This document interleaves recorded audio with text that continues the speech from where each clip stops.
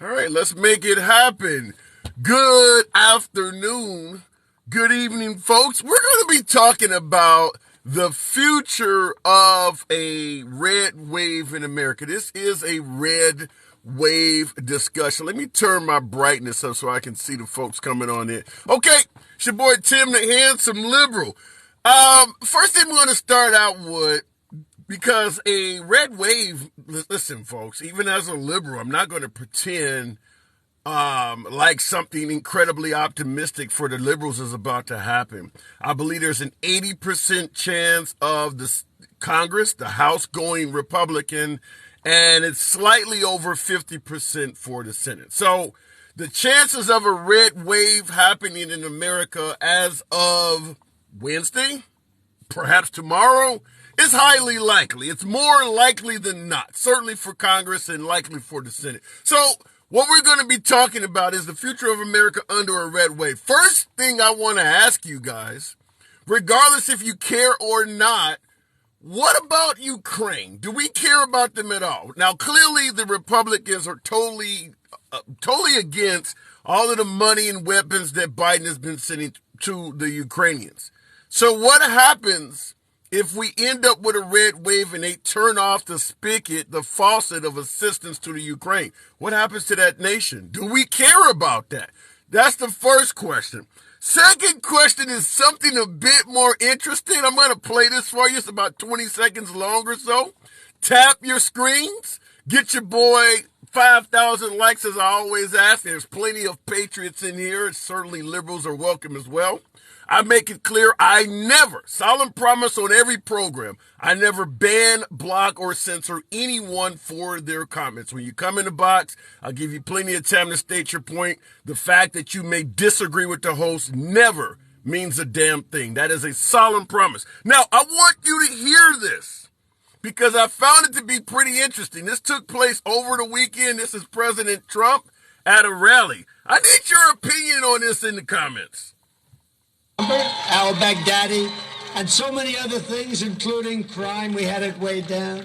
But we have the best poll numbers. Where are they? Are they putting them up on the screen? I think so. Put them up. Look. 20 seconds. Yeah, we're putting them up. We're winning. We're winning big, big, big in the Republican Party for the nomination like nobody's ever seen before. Let's see. There Listen it is. to Trump this. at 71. Ron DeSanctimonious at 10%. Did you? That's all I wanted you to hear. I want you to hear him citing his poll numbers in regards to the Republican Party wishing that he is the leading candidate going into 2024. Hear this one more time. It's going to be a lot shorter this time. The Republican Party for the nomination like nobody's ever seen before. Let's see. There it is. Trump at 71. Ron DeSanctimonious at 10%. Who is Ron DeSanctimonious? He's suggesting that the Republican Party wants him. The poll numbers are suggesting that Trump is winning the Republican Party nomination by a margin of 71%. Second place at only 10% according to Trump is a guy named Ron DeSanctimonious.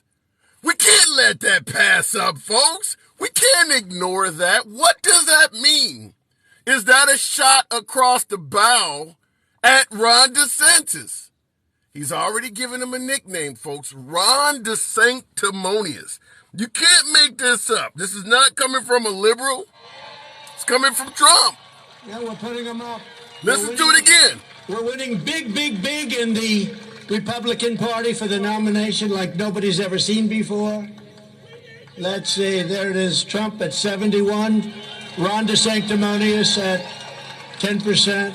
10%. So Ron DeSanctimonious. Are we looking at friction between the Trump camp and the Ron DeSantis camp? What happened to the best ticket in 2024 would be Trump and DeSantis? Is it looking like there may be friction? Let me go into the box and start this out right away. Sir, there is a racist hat behind you, says U.S. veteran. Thank you for your service. I understand your notion about the hat. Come into the box. I'll give you plenty of time to state your point. Okay, let me go to the box and let's make it happen. What does that say here? Blah, blah, says Churro 1324. Ron DeSanctimonious. Are we supposed to just ignore that? Why would he say that? What does that mean? Somebody tell me, what does Ron DeSanctimonious even mean? Mark, can't pronounce the name, but straight on to the program. I think we may have talked before. Good afternoon. Hey, how you doing? This is I'm Mark Hey Daniel. Mark K. We talked before, right? That's correct. Sorry about missing that last appointment. Pretty much, I guess I got reported a bunch, and I was temporarily bananaed, but it was repealed. Apparently, you don't have the best sort of fan group. I guess people didn't like me really talking to you about my vote. So, the clip you just showed, am I able to rewatch that? Because I didn't actually see the whole thing. Not from you, but am I able to just pull it up via like YouTube?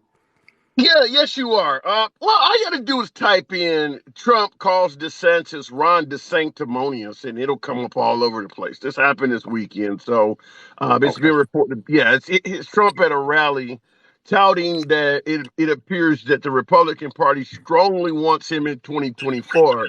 And behind him is Ron DeSanctimonious at 10%. Now, all of the polls show that more than 10% of Republicans want Ron DeSantis at the top of the ticket. More favor Trump. No doubt more favor Trump, but the margin is not as wide as Trump has suggested. But how do you view him referring to Ron DeSantis as Ron DeSanctimonious? Again, after reading and understanding Trump's base, especially from that, I forget the university that man that had that scandal, him and his wife had a scandal, like a 20-year-old, that there's a big base for evangelical males for Trump. So like when he Okay. says those things, I gotta tell you, he's pleading to the young Caucasian Christian evangelical males and young women who are coming from that university, and that's a lot. So I suppose he's doing what he knows is going to get him the win, and that's actually frightening in a way. The main reason for me hopping back up in the box is hopefully to reestablish an appointment with you so I can get your attention about which way I should vote this 2024.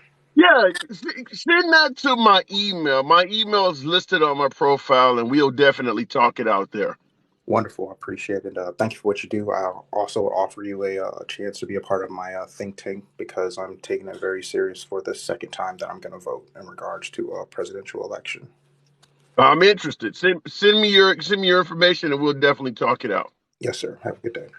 All right, you too. Okay, we're trying to find out. That's what I'm asking, and you hear my vehicle chirping in the background. But I want to know, what does Ron DeSanctimonious mean to you? Let's go straight to reasonable right.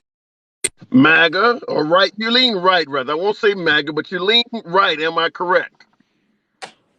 Like one step, you know what I mean? Like Only one step to the right. like a breezy day, you know what I mean? Like you're All right, walking into the wind. as an ex-girlfriend might say, it curves to the right a little bit. Okay, Yeah. so Ron DeSanctimonious, what does that mean to you? I don't know. I think I could agree with the last caller. Just he knows how to rile up his base. I don't think he dislikes DeSantis for any purpose other than he would be competition.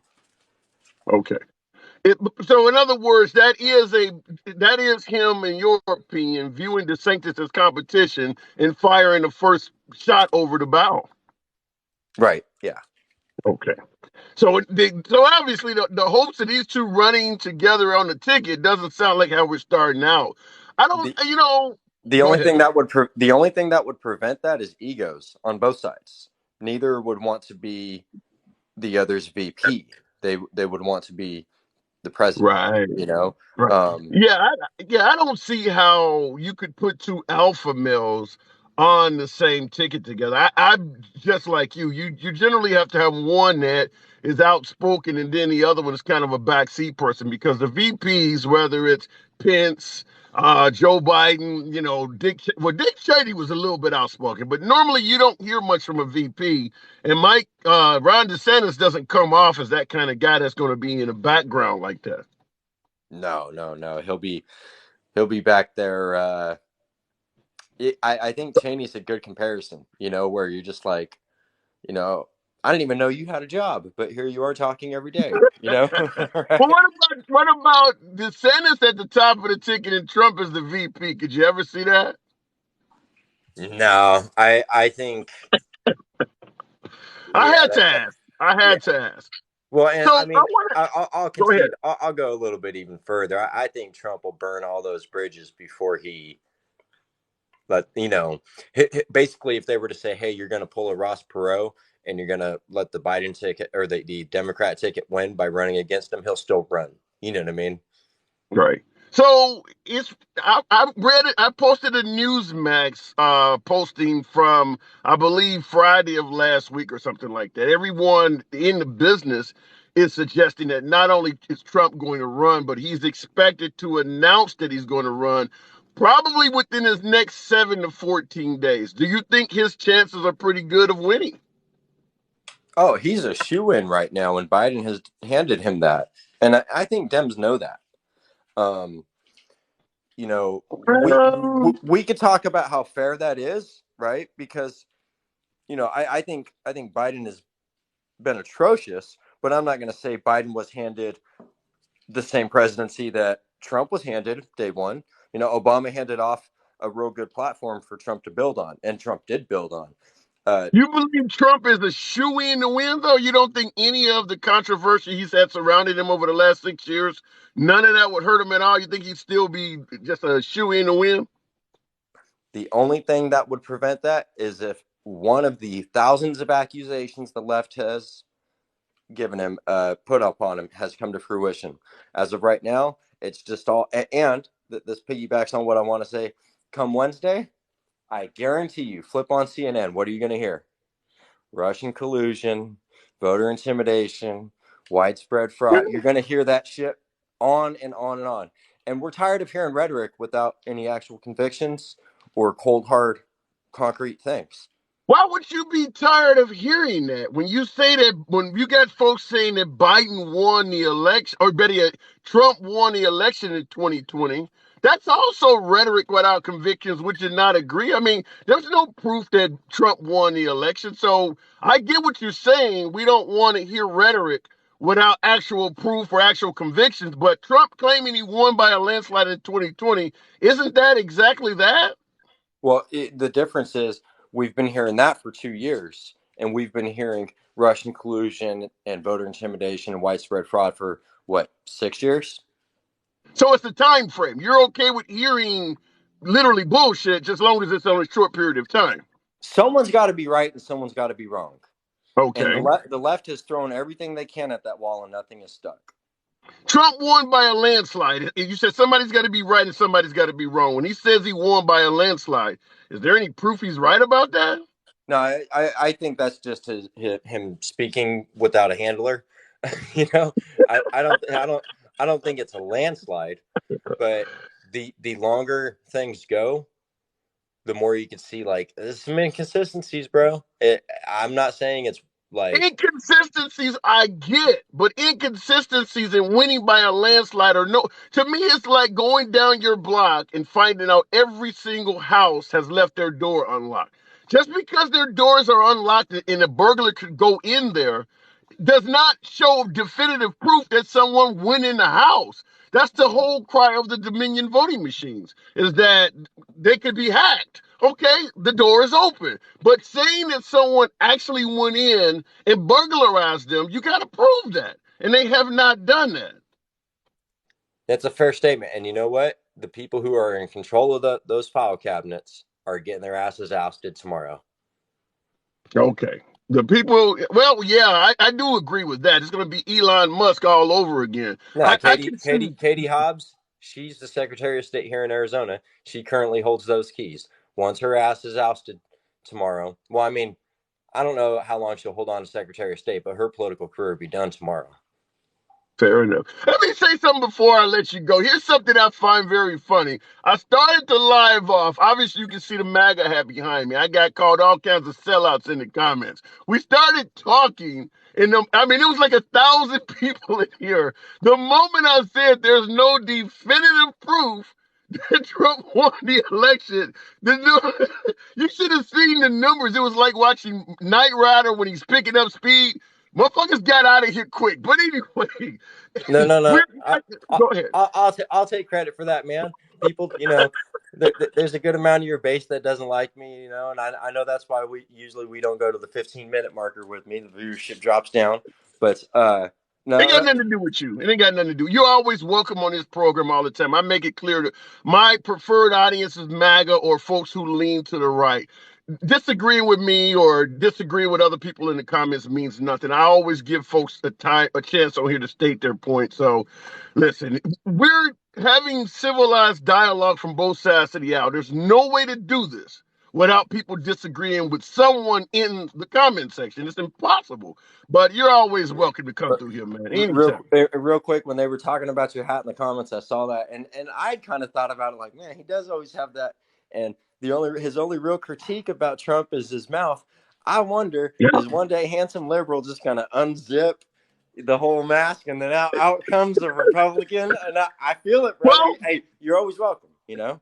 I hear that all the time, and I've said it numerous times on the program that based on what Trump was doing while president, he deserved a second term. And I do believe strongly the mouth is what killed him. I strongly believe that. Even though there are things that the liberals may have not liked, such as, I mean, even with the kids in cages, which got a lot of attention. Well, Obama did the same shit first. It was the mouth where he was bragging about doing all of this stuff. If you had a President Trump as president, but even talking like, say, George W. Bush, he'd have got a second term. Right I on. strongly believe he would have got a second term because when you talk to liberals, such as yours truly, we're not bitching about great jobs and $2 gas. We don't have no problem with that. We love that.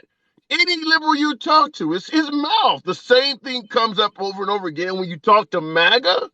Their response is always the same thing. Pay attention to what he does, not what he says. So even in a roundabout way, MAGA is admitting, yeah, his mouth sucks. Try to ignore what he's saying. Pay attention to what he does, because they're even acknowledging this was not helpful to him. Yeah, liberals only like hateful rhetoric when it comes from their mouth, so I understand. And vice versa. Yeah, right. Yeah, and vice versa. Because when Biden got up there and started talking about ultra MAGA and all of that shit, the right went crazy. It's divisive, et cetera, et cetera. But when Trump was saying shitholes and liberal cities, they loved it. So I do agree with you. Both sides only like rhetoric when it favors them. And I've said that before, the whole pay attention to what he does, not what he says. If Obama or Biden or anyone else was giving you the exact same economy and job numbers as Trump, but criticizing Christians and gun owners, and you were being told, pay attention to what he does, not what he says, it wouldn't work. You'd be pissed off too. The whole fuck your feelings thing would go completely out of the window. You understand what I'm saying? Oh yeah, no, we definitely agree. Yeah. So thanks for having me on, man. Anytime. Good talk. Come on back through. All right, looking in the comments, and somebody said Obama did say all that stuff. Yeah, he got criticized for it. There was no pay attention to what he does, not what he says. They were criticizing him when he said they cling to their guns and Bibles. They were criticizing Hillary Clinton when she referred to him as deplorables. And now they're criticizing Biden when he uses the ultra MAGA statement. So all of this pay attention to what they do, not what they say, is clearly nonsense. Because you can see the right also is using their ears. They're paying attention to what's being said as well. So understand it. Folks, really quick before I go back in the box. White hat. If you're going under the name the handsome liberal, if you vote to the left, why the hell do you have the hat? I see that on every single broadcast. Let me be candid with you.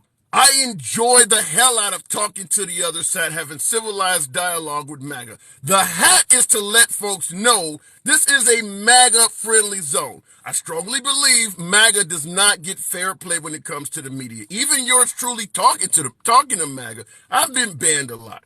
So I don't believe they always get a fair play with the media because the media does overwhelmingly lean left. So this is my beacon. This is my light in the middle of the night to let you know your voice is capable of being heard even from someone on the other side. This hat lets you know this is a MAGA-friendly zone. That's what the hat is for. appreciate the hat and mustache and the generosity that a couple people showed there. Hey, he just called it like it was. Look what they put him through. He constantly had to defend himself, says Angie Reno. No, Trump didn't call it like it was. And appreciate that, Kim. Kim Torres, thank you for that heart. Calling it like it is would be saying, how the hell could I be up here debating with Elizabeth Warren when she lied about, saying that she had Native American heritage to get into law school? Calling her Pocahontas is not calling it like it is. That's bullying and making nicknames. Talking about people's hands and wives and shit like that. That's not calling it like it is. That is ridiculing people personally. Blaming people's dads for the Kennedy assassination and shit like that. If you want to drain the swamp, if you want to point out corruption, there are tactful ways to do that. Period. There are good ways to do that, but when you start adding nicknames in it, no, you're not calling it like it is. Now you're starting to just bully and attack, and that's what people were criticizing. All right, going back to the box. Coach Vernon sounds like a new caller. Nevertheless, always welcome on the Coach Vernon, good afternoon if TikTok allows you to come in. Coach Vernon, can you hear me? I can hear you. Can you hear me? Loud and clear. So what's on your mind this afternoon? Oh, I was going to talk about the sanctimonious statement that he made. Yes. What does that mean to you? I think he's basically like eating his kids. He knows. Say that again. He's basically like a wolf eating his kids or something like that. He made Ron DeSantis, but hear me out. He made Ron DeSantis, and Ron DeSantis is polling higher than him right now in 2024. Mm-hmm. Ron DeSantis, like, it shows Trump getting beat by Biden, but it shows Ron DeSantis in basically the dead heat with Biden. So I think he's trying to take him out. So in the words of the late notorious B.I.G., I made you, why would I play you? Sounds like what you're saying. You're saying because in other words, DeSantis would not be where he is if it was not for Trump. So don't bite the hand that feeds you is what you're saying. Basically, that's what he's trying to show him. And it's basically a him or not, because I think Trump's ultimate goal is to be president for life. That's what he wants, because he only gives credit to the autocrats like Kim Jong-il, freaking Putin. He just in that same speech that you're playing, he was giving the Chinese guys flowers for being such a great leader and stuff like that. So let me ask you this. Let me ask you this. The folks on the right, whether they're conservatives, Republicans, MAGA, or even the libertarians that sometimes support Trump, they all routinely state the value of the Constitution and how much they will defend that Constitution. How could Trump be a president forever? Are you suggesting that the folks on the right would be willing to overlook the Constitution and allow Trump to be president indefinitely like a dictator? Well, what I'm saying is it'll be a slow drip to that. It won't be a thing that it would take a year or two to circumcede. I mean, by having the Supreme Court in their belt, they could say a whole lot of things are unconstitutional or reword things and then water it down. First, they could say that you could go more than one term. But I get what you're saying. Yeah, I get what you're saying in regards to the Supreme Court could throw out elections and do all kinds of shit. But if his own supporters are the ones that are saying the Constitution and yelling out term limits and things like that, wouldn't you expect the folks on the right to go January 6th on Trump if he tried to become a dictator? Well, no, I don't think that, because I think his base subscribed to the replacement theory. I think his core base reside to the replacement theory of white Americans being replaced by other ethnic groups, and that's his core group. Not saying that I have bad feelings about Trump's policies and stuff. I'm an African American. If he wouldn't pander to them so much, I would vote for the guy for certain things. You know what I mean? Pander to who? To white nationalists. Yeah. Hate groups. So how do you feel when folks on the left, women, minorities, and things like that, suggest that President Trump or the Republicans are trying to roll back time to the 1950s? Do you see that? I mean, yeah, I mean, in certain ways I do. They want the rhetoric to be. They want the voters to feel like we're pitted up against each other. I got more in common with the rural poor white guy than I do with the metropolitan black guy. Interesting. But those two things, they don't want us to see those comparisons with each other. So it's better to blame a person for something that's going wrong than accept responsibility for something going on. And I think that's what he's doing. He's a rich white guy who's better off blaming a poor black guy for the faults of America than saying, you know what, we should do things better up here. We should Yeah. have better taxing on rich people. We should have a holiday where everybody can bring their money back to America. We should sponsor American businesses. It's better to say, you know what, you don't have it because of welfare. You don't have it because of crime. You don't have it So because of the border's not secure. So how do you respond? Michael Box 13 in the comments says something that you often hear, and I want to give this to you. You let me know how you respond to it. Now he said that Trump doesn't do what you're talking about, pandering to white supremacy and things like. He's stating that Trump gave money back to black colleges more than anyone. But how do you deal with folks who say that, suggest that Trump has done more for black people than any president in recent history? How do you respond to that? Trump's done things more. What he said, more for black people than recent history. That's what you I that mean, that is the common counterpoint. he's said he's done some things for that. But the thing is, when you say what he does, what he says, and what he does are two different things. Like if he would just closes the thing that he's doing to white supremacists, he's raising up the rhetoric. He's making it easy to hate again. Yeah, I'm the not FBI is saying that he's saying that. legislating. I'm not saying he's legislating that he's a hateful person. I'm saying he'll do anything to win. And Yeah. he knows if he's holding 30% of the Republicans at bay just because of the hate speech, he's gonna hold them against every other Republican. Okay. He just So wants to win. And I'm in not other words, saying you that don't he's a racist. necessarily. Yeah. So in other words, you're not necessarily saying that Trump is a racist, but if racism will let him win, he will dibble and dabble in that because it could be beneficial to him.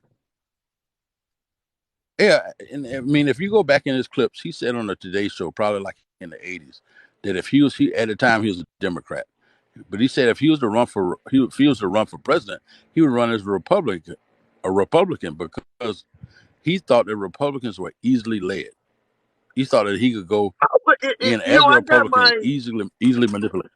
I have not heard that. I have my email address on here. Please send me that if you got an audio clip of that you could actually show it coming out of his And no, mouth if he's on some show. it's an interview. That It's a Republicans Today are Show easily interview. manipulated. Easily manipulated. It's like from the '80s. It's way before he was a superstar. I haven't seen that. Wow. Somebody said it was on I Oprah. mean, I know he said he identifies as a Democrat, but I didn't hear the part where he said the Republicans are easily manipulated. Wow, folks, not just yeah. myself. I'm really shocked to hear that. But somebody out there also, feel free to fact check that. I gotta move it on though, coach. That will come up again now that you've told me that. That certainly will come up again here. But appreciate you coming through. I gotta move it on. All right, take care. Hey, you too, man. Good talk. Okay, looking in the comments, I think he is misquoted. That's what I'm saying, which is why I want to see it come out of his mouth, because you can't misquote a person that's talking right to you. You can say he's misinterpreted, but if you said this shit, I need to hear it. Real quick, this is what we're talking about. Well, we're not talking about music.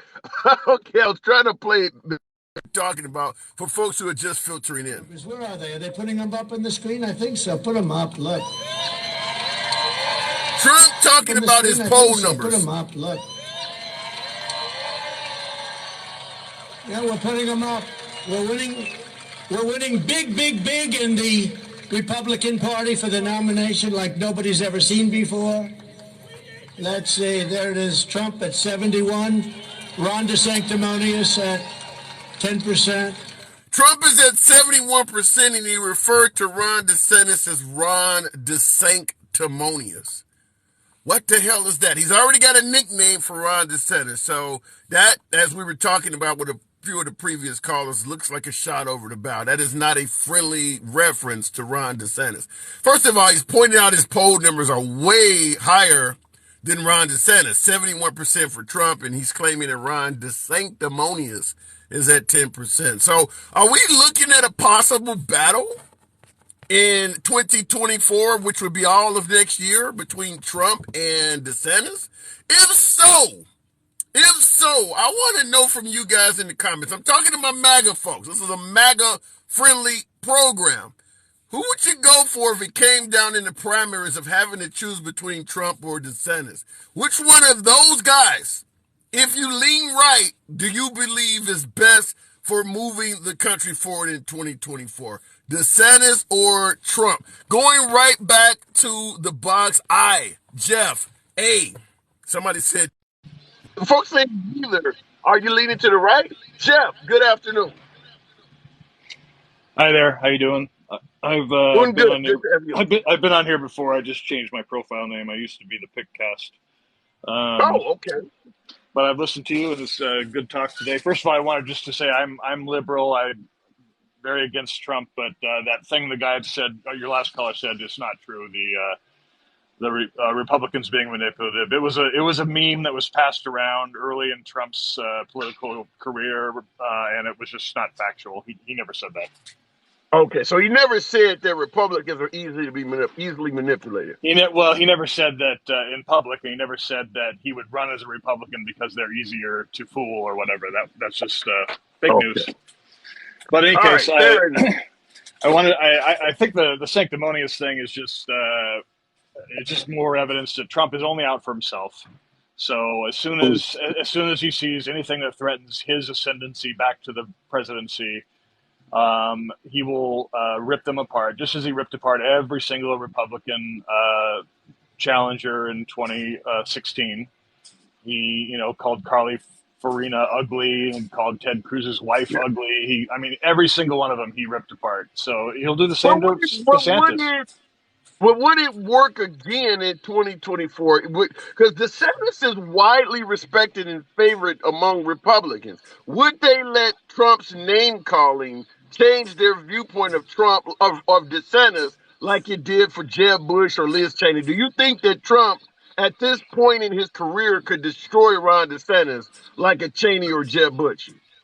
Yes, I think he could. I think we saw the evidence in 2016 that he has the power over Republicans to just make them love him for all, and he does it by being basically a bully to everybody else, and it works. They like that stuff.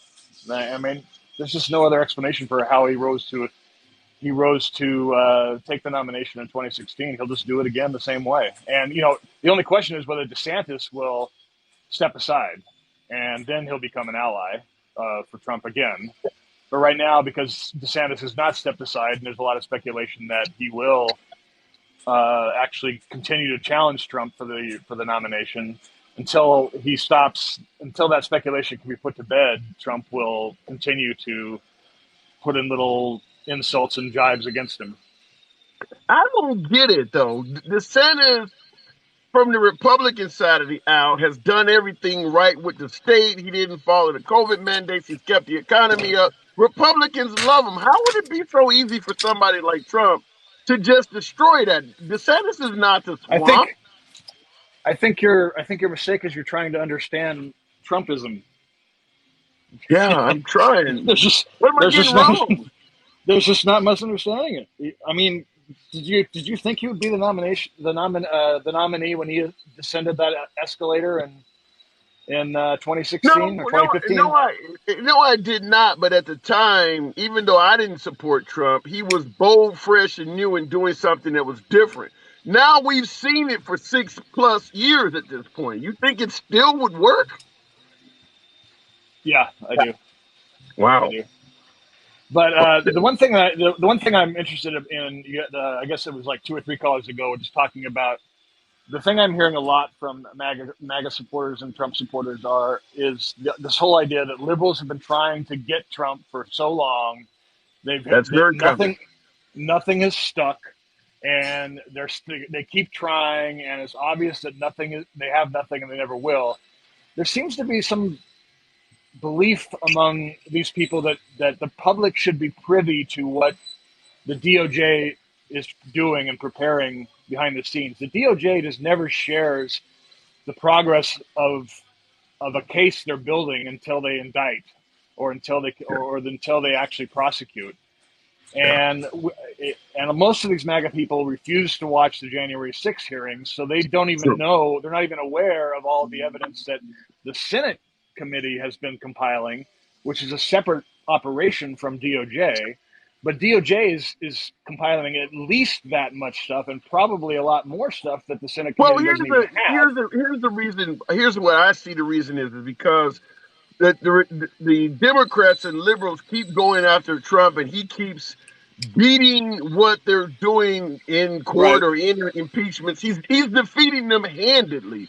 So Right. that is why they believe it's a witch hunt, is because you keep coming at Trump with this stuff that's going nowhere. And it's, as folks would say, been happening since day one with the impeachment over the Russian collusion stuff. You're right.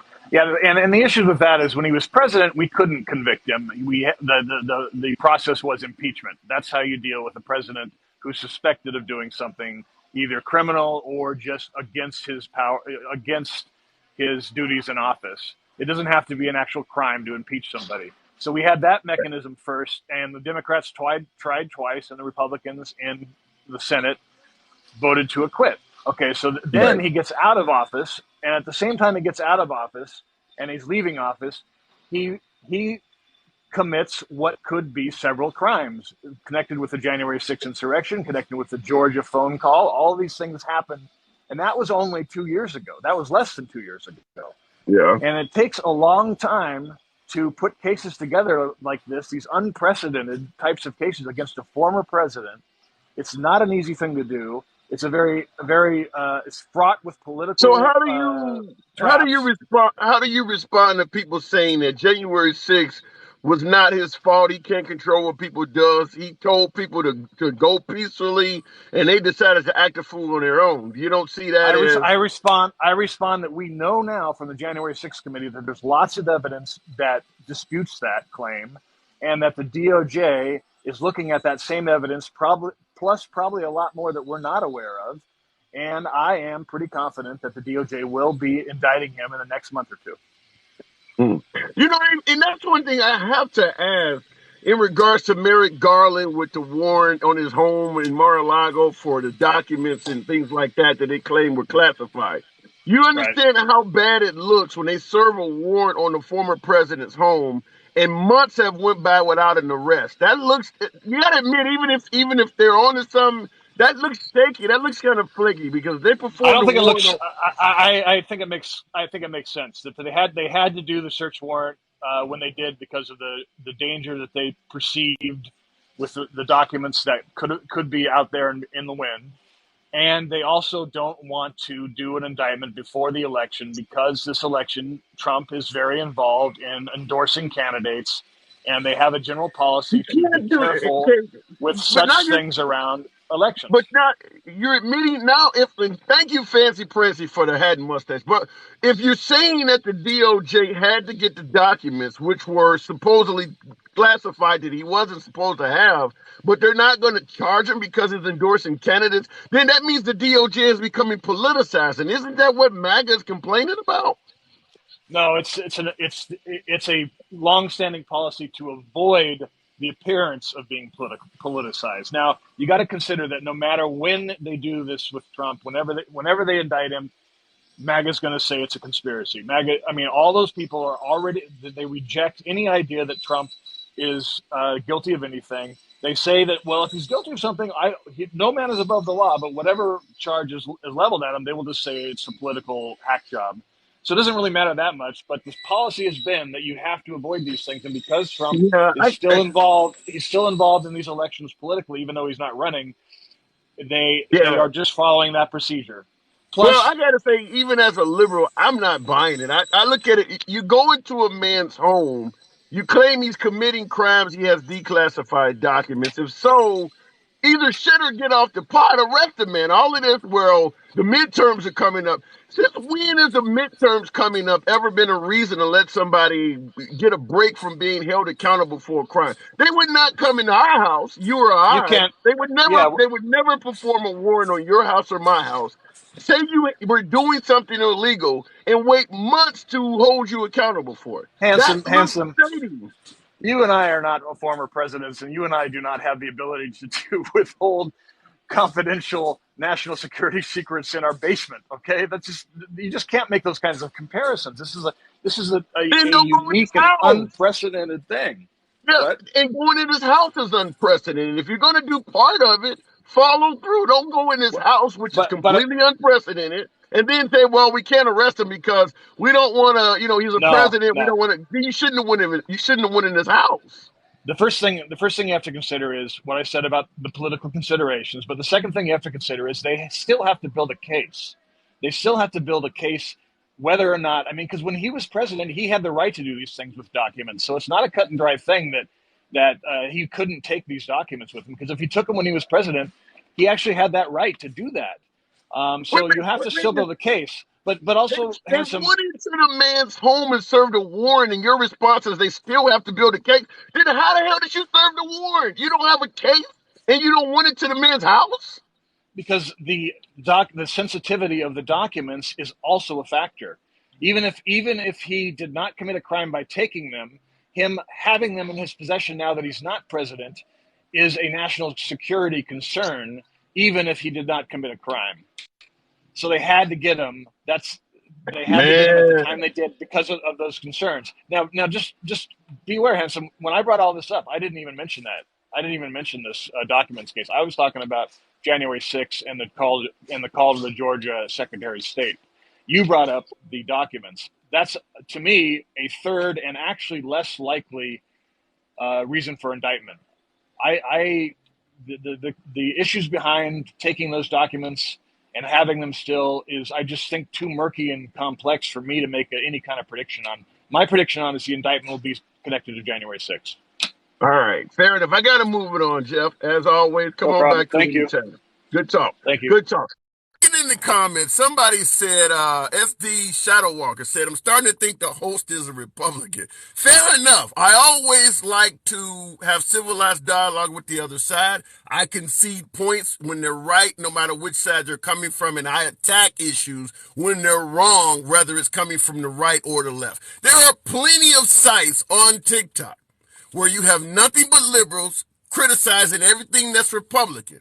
I invite you to go to those. If you like conservatism, there are plenty of sites where every single person in the box is wearing a red hat. You can go to those as well. Here we deal with dialogue from both sides of the aisle. I will tell you as a liberal, I'm talking to Jeff, my previous caller, and I can tell you from what he's saying that there is plenty of room to make that Merrick Garland search warrant look shady. I mean, he's using words like they still have to build a case and things like that. As you heard me ask, even from a liberal side of the aisle, then why are you in the man's home? And then he said, well, they haven't arrested him yet because potentially the midterms and all. Since when has that stuff ever mattered? If you are guilty of a crime, the fact that an election is coming up should not matter. And then I saw folks in the audience say, well, because he's the president.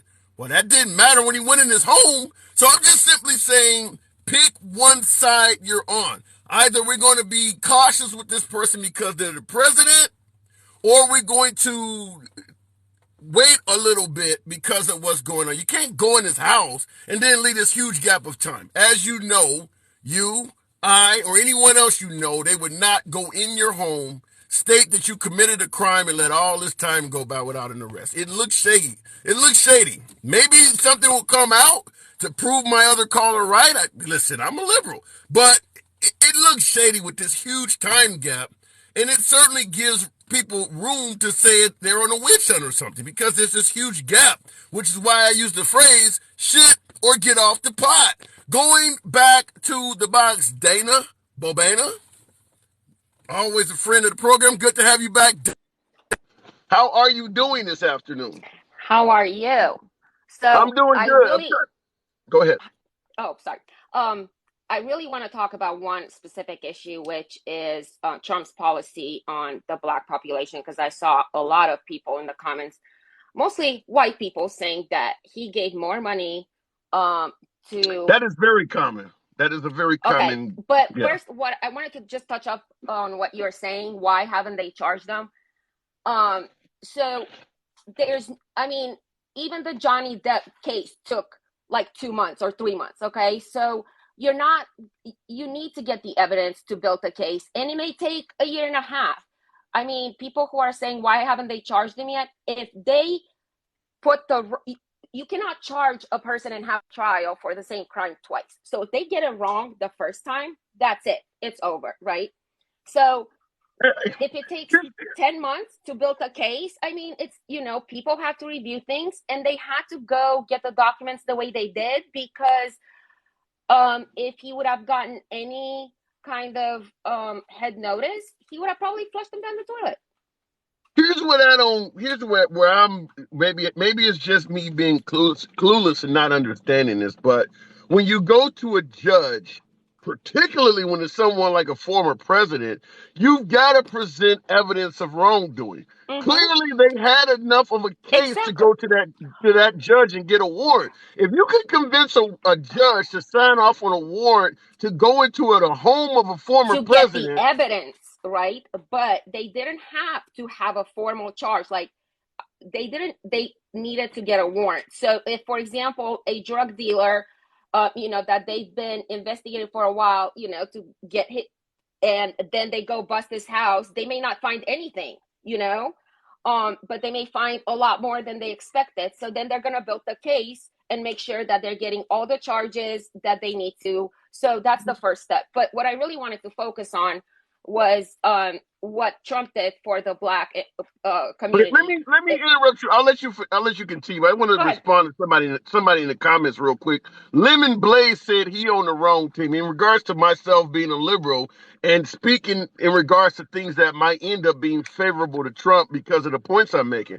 I just call a spade no matter who the hell's dealing the cards. If I see something that looks weird or is worth questioning, I'm not going to ignore that simply because the person is on the other side of the aisle. This shit is going to come up when if Trump is arrested. Everything I'm asking is going to come up. So why can we not discuss this now? Just because I'm liberal, I have to ignore this? All right, go ahead, Dana. And you play devil's advocate quite a bit, and I'm like, you cannot be a liberal and be on that, but that's fair, to move the DJ, thank you.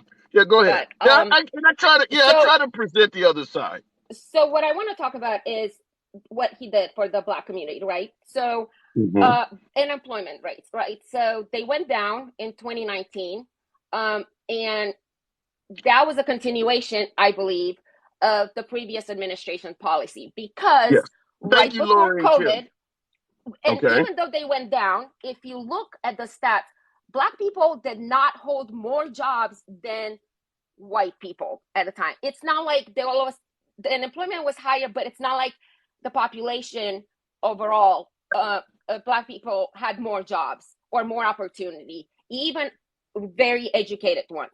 And that's one thing. The following year, right before COVID, unemployment went up to 14% and guess what? The Black unemployment went up to 16%. Before COVID, you're saying the unemployment rate in the Black community. March, it was like right around COVID, March, April 2020. And you can fact check me. If you look up unemployment in April 2020, was about 14%.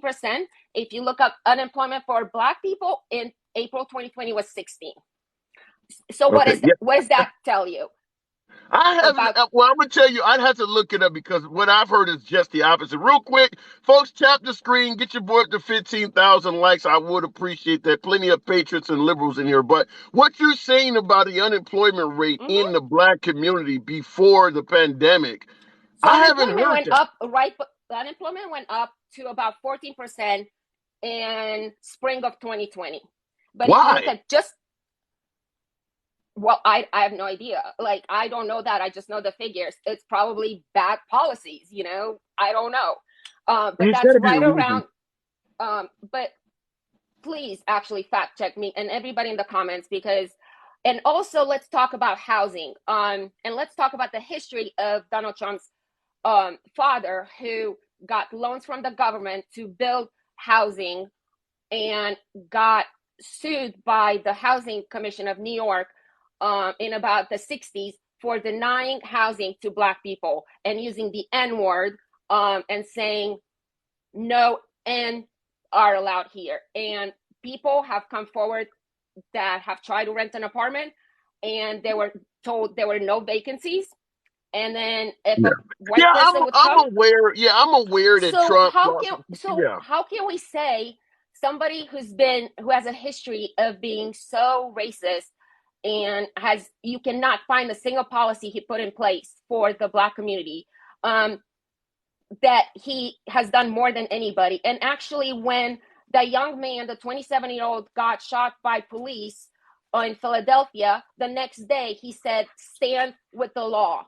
But wait a minute, I have to interrupt you and ask you this. If you're going to hold Trump accountable, and I'm not defending Trump, I'm playing devil's advocate to ask you this. If you're going to hold Trump accountable for not renting to Black folks and things like that, which he actually lost the case proving that happened, you gotta hold Biden accountable for the crime bill, and all of the things he's done, not letting his kids grow up in a racial jungle, supports of the three strike laws, and hell. I mean, I've never said Biden's never said racist things. I'm not here to debate that. I'm just here to say that the people who say, "Oh, he's done," I don't say that Biden has done more for the Black community than any president ever. And people who stand behind the claims that Donald Trump is making and are telling others the same thing have not done their research.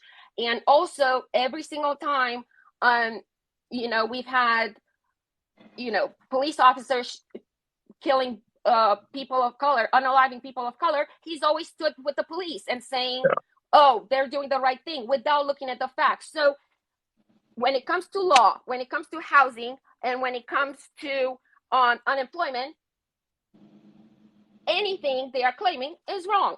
So no policies, and that's all right. Fair enough. All right, Dana, I got to move it on. You know how we do it. Good talk. Have a good day. Please fact check the unemployment. I will do that. And by the way, you said April of 2020, right? Yeah, April 2020 employment was 14% overall. For Black people alone was about 16%. Here's the problem right away. I would tell you, because I was an over the road driver and I stopped driving in early 2020. I can look up why. Hold on, I don't have time for you to do it right now, but I'll tell you this: the first case of COVID was in November in this country of 2019. And if you're talking April 2020, things were already we closing. didn't shut down things. We didn't shut down things. No, but it was already having a serious effect on this country in April of 2020 because I quit my job in that time. So I got to move it on, though. Why would Black unemployment be 2% higher than white? Oh, it's. I'm going to fact check it. I want to know, but I do believe April 2020, the pandemic was on us. Next time I come on, I'm going to quiz you on it. And I look forward to talking to you. Have a good day. Okay, looking in the comments. Country was shut down in March. Tree fair. I do believe, which is what I was trying to let the caller know, I do believe that in April of 2020, the pandemic was already upon us. Because I know, like I said, I was an over-the-road driver, and I stopped that particular career because there was no freight moving. There was no freight. And it was in that time period, April 2020. I think that's around the time I quit. And I was out there longer than a few other people, because when I would do in between loads, when I would be in these different towns at truck stops and things like that, I would go for walks just to not to turn into a complete fat ass. So I'd go out and take a walk. And I remember folks we were wearing bandanas. You take a piece of tissue, I'm a liberal. I trust the science. I trust Dr. Fauci. Say what you want. But I would put a piece of tissue in a bandana because at the time, all of the spandex in this country was being used. You couldn't find masks. I remember going to a hair and nail shop and having a lady sell me a little paper mask. She had them on her counter for $5 each. We thought we were going to die, folks. Hindsight, The liberals may have went overboard. Maybe us liberals went overboard. But during that time, we didn't know where this shit was coming from or how it was killing people. And I believe that all is in that time frame that the last caller was talking about. Looking in the comments here before we go back to the box. Trump had us going straight. Chicago sucks. Okay, I'm from the South Side as well, but in regards to Trump had us going straight, you'd have to elaborate on that because although I believe the economy under Trump was fairly strong, the division was causing problems in this country. I'll give you my spiel. Maybe you guys will tap the screen and get your board at 20,000 likes, as I always ask. And I don't have to explain the hat again because I see folks in the comments already. You're a liberal, why the hat is up there. But in regards to President Trump, here's what I'll state in honor of Thanksgiving being our next holiday. Imagine a father living in a home, being able to take care of his family. He has a really good job. So the wife and the children have all they could ever want. The wife can buy anything she wants. She can go shopping. She got her own credit card because the dad is providing. The children have all the latest video games and everything. In other words, the home's economy is fantastic. Nice house, 2 cars. The American dream is in full swing. However, when the father gets home, he often tells the wife how fat and unattractive she is. He sits down at the dinner table and whispers something in one child's ear that makes that child pissed off with his other brother or sister. Then he goes to that brother or sister, whispers something in their ear to make them pissed off at the other person. So everyone in the house does not like each other. However, they're living great. Latest toys, mom got all the nice purses, they got 2 cars, they got everything. And the dad is saying, pay attention to all the shit I'm bringing in the house. Ignore what I say. Everybody in the house does not like each other, but their home's economy is great. That is President Trump. And we're trying to get the family to ignore all of the divisive rhetoric that dad comes home and says every day. Pay attention to what he does and how he's going out and working for us, not what he's coming home and saying about us. And it doesn't work. It just doesn't work. That's the whole problem of pay attention to what he does, not what he says, and why it keeps failing. Going back to the box. Cleve Dog. Welcome to the program. Afternoon. Biden is worse. He's doing that, but ruining the economy. Grand Page Balls. What does that say? I can't pronounce it, but I don't think Biden is anywhere near as divisive as Trump. Not to say he's not unifying us, but he's not, he just isn't out there as much. Trump is holding rallies throughout, even the off season. It's not the same. Cleve Dog, talk to me. What's on your mind this afternoon? Well, thank you for having me, but Biden ran on unifying the country, did he not? True. Yeah. Where's the unification at? He's failing. No different than I'm going to repeal and replace Obamacare or drain the swamp. He's failing at what he promised. All right. What about the border? He's failing at the border too. Did anybody believe the liberals were going to come and secure the border? We like it. We like immigrants. We like immigrants. I don't think anybody even expected that. But see, here's the problem with that. When you let people in your house, you don't know who they are. They can kill, which they have. They can rob, which they have. And they can do other things, rape, which they have. And you know what they're saying? Nothing to that. They're turning a blind eye to that because they want the votes. But yet, you know, when we talk about this, we're talking about this on this has as a policy will destroy us sooner than what we think, because we can't handle the people that coming in. It's let just me like respond the grid. to that. Yeah, let me respond to that. I've said this before on the program that I believe President Trump is the only president in most of our lifetime that has addressed the border, meaning that I believe Trump was acknowledging the border, but it also means the idea that liberals are for open borders and Republicans are for securing the border is bullshit. And I'll tell you why. Under President Reagan, I believe he granted tens of thousands of illegals amnesty to stay here. George W. Bush is known for the phrase, they will do jobs no Americans want. So if you believe getting rid of liberals and putting Republicans in means the border will be secure, I would just tell you to look at the Republican presidents we've had in the last 30, 40 years. They were No, involved in it too. and you're wrong about that quote. It wasn't George W. Bush. It was John McCain, because No, John McCain said, I believe that no, was, he okay, said, all right. Okay. John He's McCain a said they Republican, would do though. jobs that Americans do, even if they were paying $50 an hour to pick lettuce. Americans still wouldn't do that. I'd be a picking fool if that was the case. I've said the exact same, and that's a good point. I've said the same thing, that it's not a matter of illegals doing jobs no Americans want. No American wants that job because they cannot afford to live off of it. Because I'll give you a perfect example. If your septic tank goes out in your house, it will be no problem finding a plumber that will go knee deep in literal shit to unclog it, because plumbers get paid a decent salary. So it's not Yeah, that, which means that Americans are willing to shovel shit for a living if you pay them properly.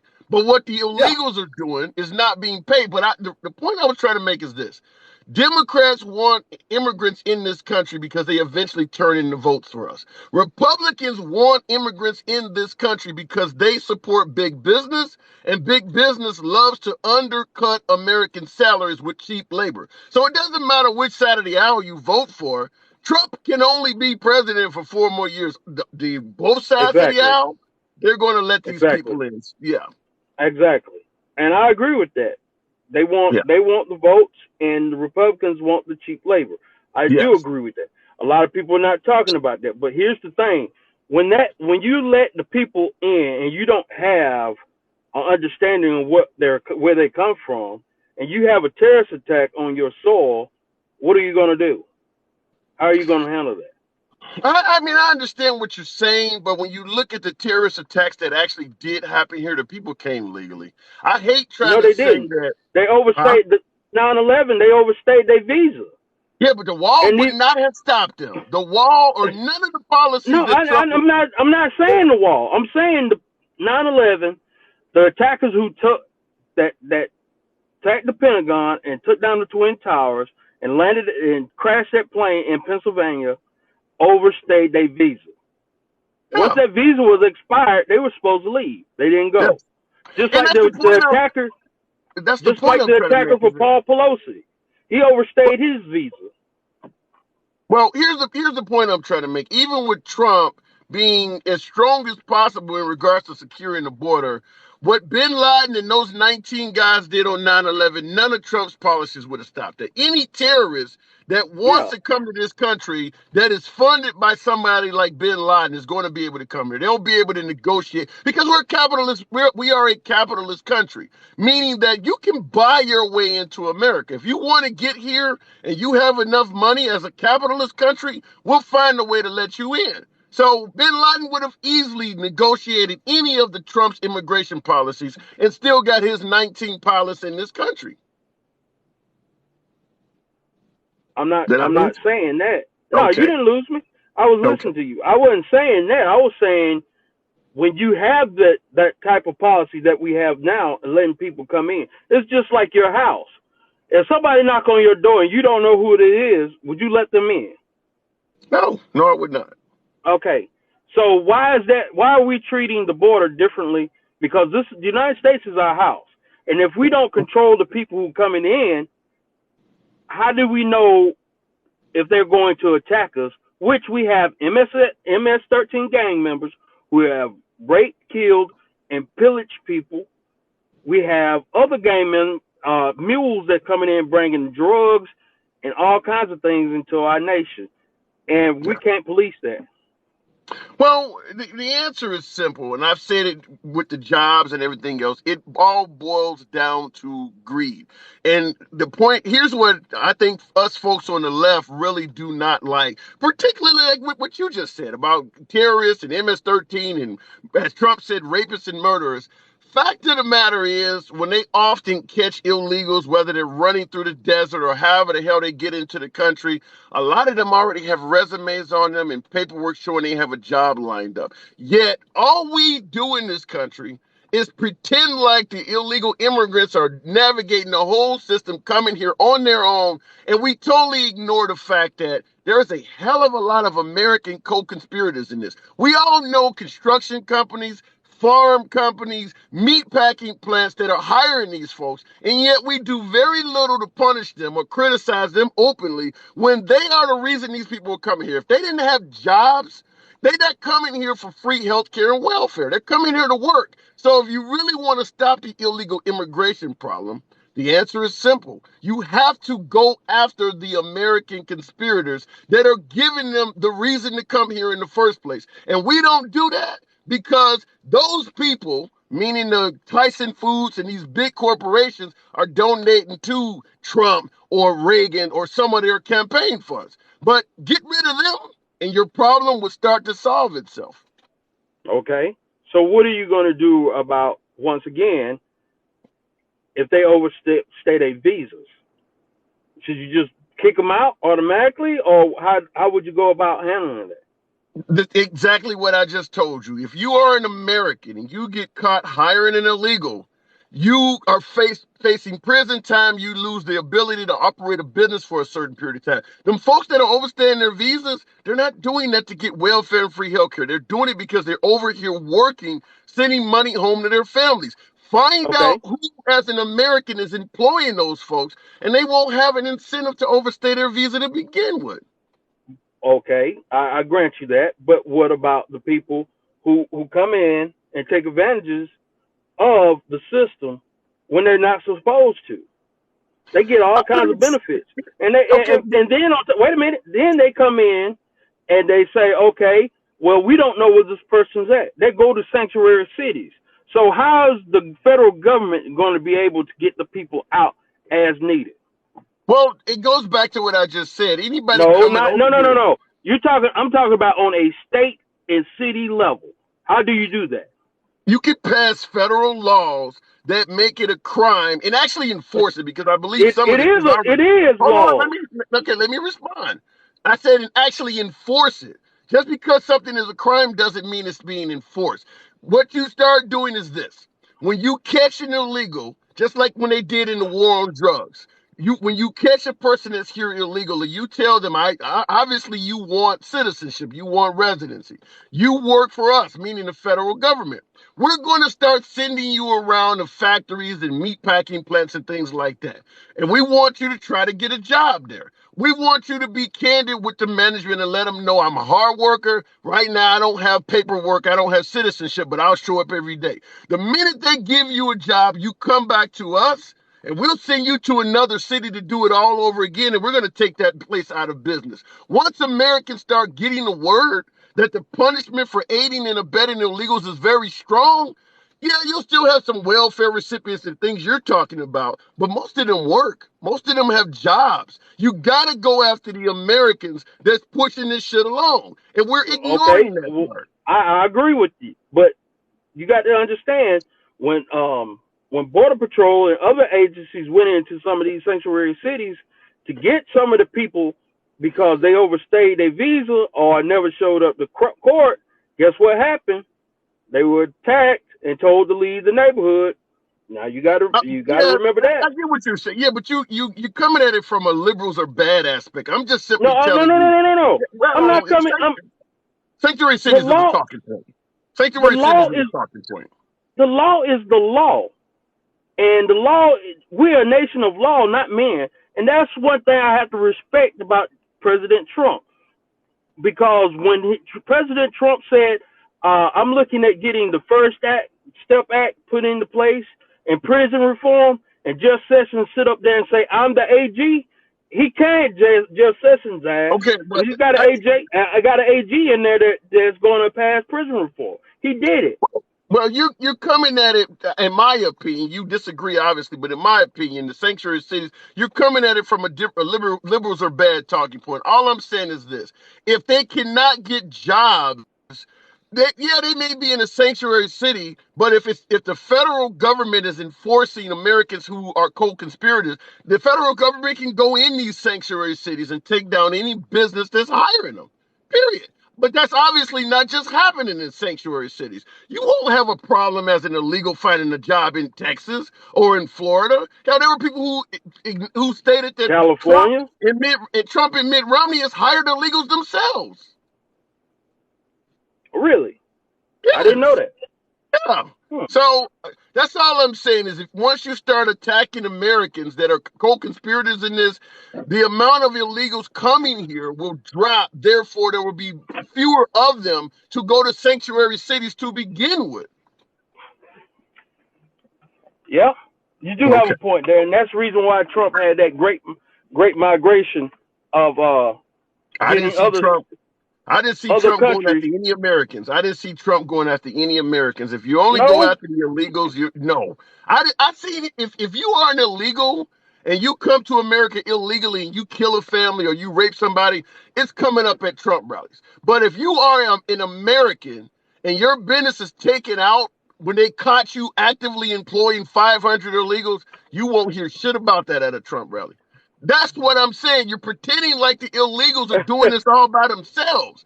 I don't like that from any side of the aisle.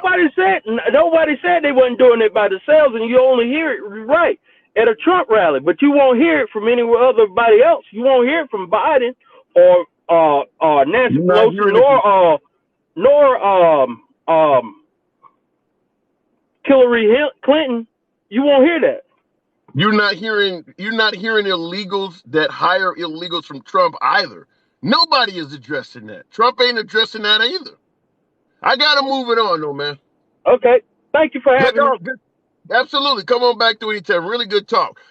Looking in the comments now, why did he say I don't know. The people that are coming here for work or asylum, they are not the problem. It's the criminals. Roy Rocks. I don't agree with that. And I'll tell you why. It's because, like the last caller said, there is a percentage of folks that come here seeking asylum or whatever the case may be that come here and do bad. That's just statistics. I don't care if they're Canadians or wherever they're coming from. Norway, as Trump said, if you let thousands or millions of people in the country, whatever the number may be, there's going to be a percentage of them that are going to do wrong. But in regards to, let's take it away from criminals, and you say they're not the problem. Well, they are the problem because they compete with folks at the bottom end of the socioeconomic scale for jobs. That's why you see them working in hotels and things like that. Those are jobs that struggling Americans might double up, work 2 of those jobs to make a living.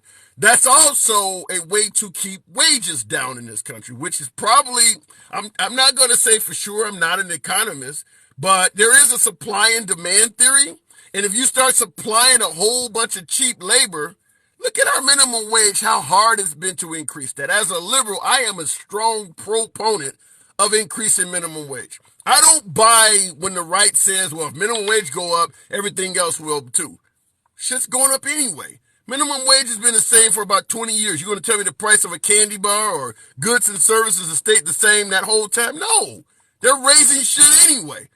The difference is the salary of the person selling you that shit has went up astronomically. They've kept labor costs the same, so they just pocketed it. So, no, I'm a huge fan of raising the minimum wage. Now, obviously, going from $7.50, $8 an hour, what it is now, officially, to $15 an hour seems like a huge freaking gap. Why is that? Well, when you've kept it at $7.50 or $8 an hour for like 20 fucking years straight, the only way to make it catch up is a big gap because you've had this huge amount of time where you have not had to pay inflation rates for your labor. We can argue how to do it, but at the end of the day, the minimum wage needs to move a little bit. And the argument that, well, burger flippers don't deserve $15 an hour, I would just tell you this. How many jobs in America pay less than $15 an hour that are not burger flipper jobs? School bus drivers, CNAs, LPNs, security guards, factory workers, assistant teachers. These aren't burger flippers. Some of these jobs require a full-out degree that barely pay $15 an hour. So get past the argument that only burger flippers are being affected by this shit. It's just not true. All right, going back to the bots. You guys have been on point. It's been a pleasure talking to you folks. 24,000 likes. I got about another 10 minutes or so. We can make this work. I am on a lunch break live for real quick. Feel free to tap the screen. Maybe we can make 30,000 likes happen. I get always on every program, why the hell do you got a MAGA hat up if you're claiming to be a liberal? Let me see if I can I'm starting to get sun in here. Why do you have a MAGA hat up if you complain to be, you're suggesting that you're a liberal? The response is simple. I believe MAGA does not get a fair say in the media. The media tends to lean left. Most media leans left. And the purpose of the hat, even though I am liberal, is to let MAGA know this is a MAGA-free zone. That is my beacon in the middle of the night to MAGA, is that your comments are welcome here. I don't ban, censor, or block anyone. The fact that you may disagree with the host, as you've seen from previous callers, doesn't mean a damn thing here. So MAGA gets to speak here. That is the purpose of the hat. For folks who keep asking, liberal, but why you got a hat? We do something here you don't see on most channels. You don't see a bunch of liberals hating on Republicans constantly. And you're not going to see a box where everybody has a red hat on. We make civilized dialogue working here somehow, some way. And it's a pleasure talking to all of you folks. Going back to the box. Unapologetic Black Man program. Good afternoon. Welcome back. Jerry. I love your episodes. I love your episodes, man. They're like Jerry. I miss Jerry Springer, and the people that come on here are definitely Jerry Springer guests. But no, but I just heard what you just said, and it's weird that people still give extremist voices, and we know that Fox is the number one news media in America. So saying that, MAGA don't have a voice, they have the biggest voice. Well, no, they don't America. have an equal voice. They don't have an equal voice. I'm not gonna say equal, but they're not being silenced because they have a lot of other apps on their own, Telegrams, Truth Social, all type of apps they have on their own that liberals and Democrats, people of color or Black people don't go to or bother. We don't bother with Telegram and Truth Social and any of their websites. So I'm not going to say that silence in America. Do they get a fair shake? No, and they should. They're domestic terrorists. We're not gonna unite and give terrorists a voice. Give me an example. Wait. You said MAGA are domestic terrorists. Give me an example of why you think MAGA are domestic terrorists. Well, when you can sit here and, like I said, Sleepy Joe and Chris Wallace tricked Trump into acting like he didn't know Proud Boys, which everyone knows is a white supremacist group, on TV, told him to denounce him, and he said, stand back and stand by. And guess who was the first people strolling their asses through the door January 6th? How many of them are charged with sedition? How many Proud Boys are charged with sedition? Like, you can't say that Trump isn't tied with extremists. Like, I get it. You love Trump, fine, dandy. But this isn't a concert. This is politics, people. This isn't a rock star. Okay, so then I gotta ask you the counterpoint. If Black Lives Matter, because you know this shit is gonna come up. If Black Lives Matter goes into a town, sets a town on fire, puts small business people out of business, and then you got a left-wing politician on television showing support for them, how is that any different than Trump showing support for Proud Boys? Well, again, that's not comparable. But if you want to compare, you said terrorism. You said terrorism. If I have a small business and you're pissed off with police and you come burn my business down and I'm not a cop and neither is my family, isn't that terrorism? No, I mean, everybody knows that there's going to be damage and riots. Everybody knows that insurance payouts after riots. I mean, name a riot. Even when predominantly white schools win a championship, they riot. There's going to be damage. The college campus pays for with no problem. How many college campuses pay for city damages? Yeah, you're greatly downplaying the harmless stuff. First of all, you said there's going to be insurance. Even with an insurance claim, you still got to pay a deductible, and that could be hundreds of dollars that you have no legitimate reason to have to pay. You're also going to be out of business for a while because your business is shut down, and you're assuming that the insurance companies honor the claim to begin with. How many insurance companies refuse to pay out stuff? Small business could be greatly affected by a riot that they had nothing to do with. I think you're downplaying that. No, I'm not trying to downplay a. I'm saying that when a riot, regardless of race and or because people try to use BLM and say there's going to definitely be a riot when now it's proven 97% of Black Lives Matter protesters were peaceful. Now, when I say people know what happens during a riot, that means any riot, there's going to be damage. City pays out, insurance pays out damage. When I say riot, I mean that this is what I mean how politicians have uneducated people using terminologies that they don't have any idea about.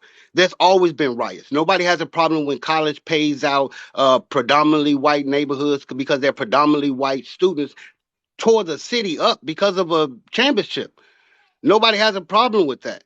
But now when we speak about Black Lives Matter, now we have to talk about, oh, my business and my livelihood. There's been thousands of business and livelihoods destroyed just because of, think about Chicago when the Bulls won.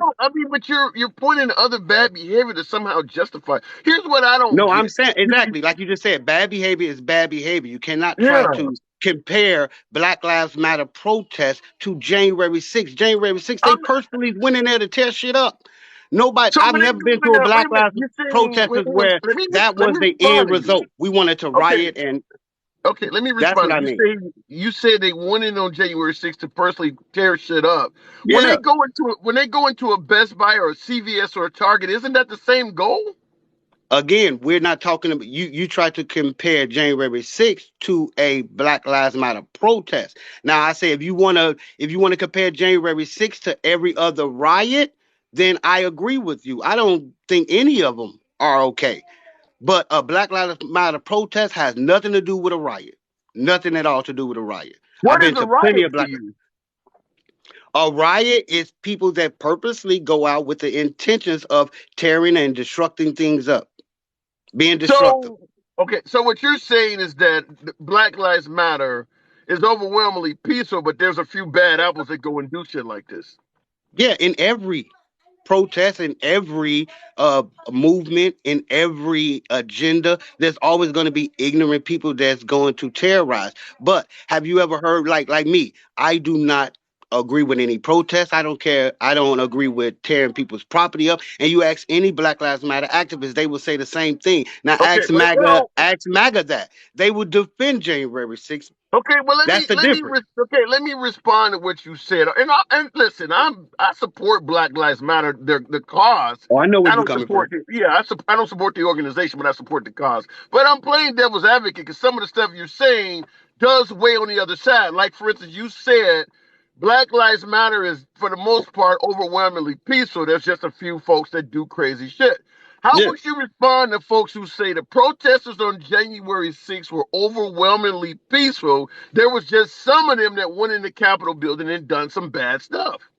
I will agree with them. I've always said that. Okay. All We've right. seen the crowd. I've seen the crowd side that was in front of the White House, and we saw Yeah. how many people and who was charged with going inside of January 6th. My point was how many people are defending these people. You have people like Marjorie outside of the damn jail talking about let them out. She got free January 6th t-shirts on. She looked like Yeah. a Black Lives Matter protester. This is what trips me out is like when it's their agenda, when it's their domestic terrorists that they want out of jail, even though these people are testifying against certain politicians that like Roger Stone and Bannon. These people are testifying saying that, yeah, I had their phone number. I was texting Secret Service and everything. And people are Yeah. talking about let these people out. This is what I'm saying. You can't compare because we will condemn any riots. We condemn any violence. They are saying release our violence. Well, Release our violent people. wait a minute. Don't You charge say, these violent ass hold domestic on. terrorists. Hold on. You're saying something, in my opinion, is not true. You're saying that we condemn and they don't. There are plenty of folks on the right that are condemning. It's costing them their careers. I mean, Liz Cheney is not a left winger. That's not that's a lose-lose situation. Well, It's like again, this is what I mean about we are watching a party of fuck your feelings have nothing but feelings, nothing but emotions. Even their regression laws are about morals, are about a book that wasn't even American. It's not even white people in the damn Bible. But y'all, I'm sorry, but All we right, will. black man. All right, I got to move it on. You know it's always a pleasure, man.